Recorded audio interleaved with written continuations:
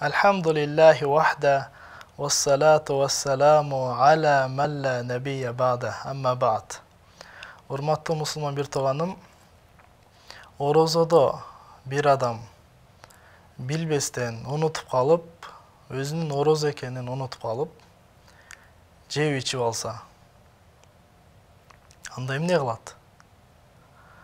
Пайгамбарыбыз sallallahu aleyhi ve sellem aytat: "Men nasiya ve huve saim, فأكل وشرب فليتم صومه فإنما أطعمه الله وسقاه."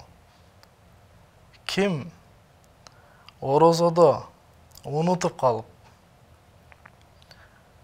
jеп içip alsa, anda al orozosun улантып кетсин. Чындыгында Аллах Таала аны жедирди жана ичирди. Аны Аллах Таала тамактандырды. Урматтуу тууганым, бул нерсе орозонун башында көп кездешет. Алгачкы күндөрүндө көп кездешет. Дегенде үйрөнгөн эмеспиз. Кээ бирлерибиз bir жылдан бери орозо тутпашы мүмкүн, мурунку орозодон бери орозо тутпашы мүмкүн. Ошого байкабастан унутуп калып жеп алат. Бул нерсе орозону бузбайт.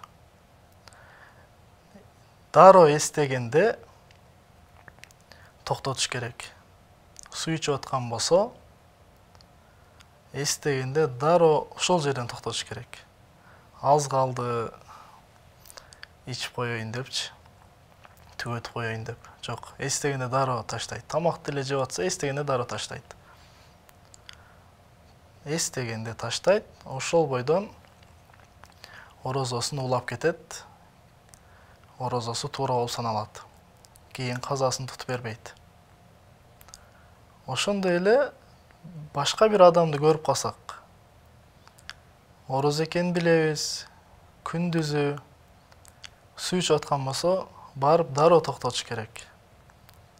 Эй тууганым, сен орозо элең деп дароо токтотконго аракет кылып калыш керек.